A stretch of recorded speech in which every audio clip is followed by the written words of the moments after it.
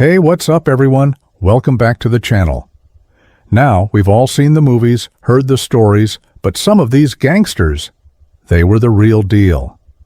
Today we're talking about the most notorious gangsters of all time, people who changed the game, for better or for worse. Let's get into it. First up, we've got the legend himself, Al Capone. This guy, born in Brooklyn, New York, took control of the Chicago outfit in the 1920s. Now, Capone wasn't just a criminal. He was an empire builder. We're talking bootlegging during Prohibition, murder, and pretty much running Chicago from the shadows. His downfall? The feds couldn't catch him for anything other than tax evasion. Can you believe it? Tax evasion. But hey, that's the law for you. Moving on, we have Pablo Escobar. The name alone probably sends shivers down your spine. This Colombian drug lord controlled the Medellin cartel and was the wealthiest criminal of his time. We're talking billions of dollars, helicopters, mansions, and violence like you wouldn't believe. Escobar even had his own private zoo, and let's not forget how he left a trail of destruction that still haunts Colombia today. Now, if you've watched The Godfather, you know about John Gotti.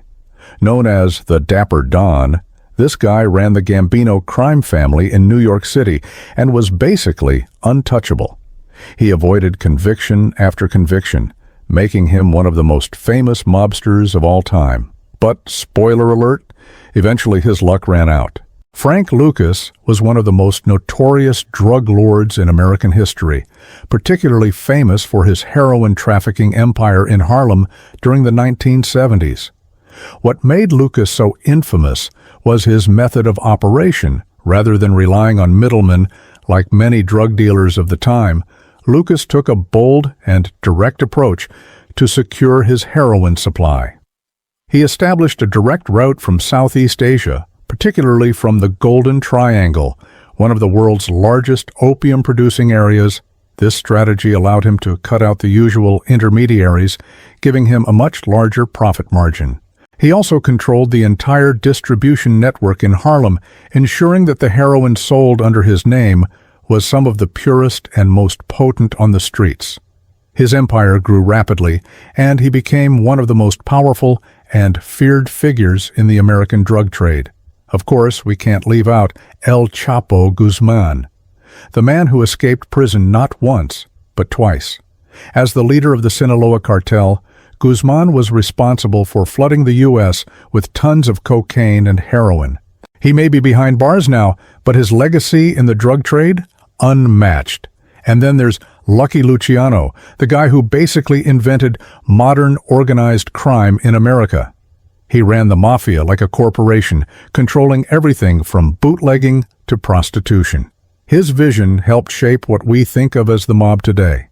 Meyer Lansky, often referred to as the mob's accountant, was one of the most influential figures in the development of organized crime in the United States, particularly in the realm of gambling.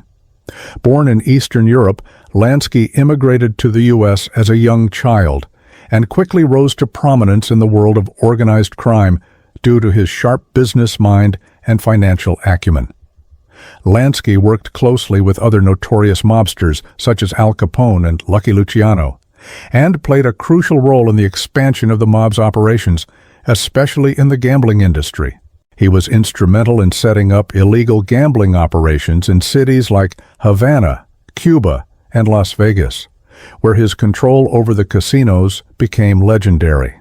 Lansky was also known for his involvement in various other criminal enterprises, including bootlegging, but it was his mastery of the financial side of the mob that truly set him apart. And who could forget Griselda Blanco, aka the Black Widow? This Colombian queenpin ran the Miami cocaine trade in the 70s and 80s.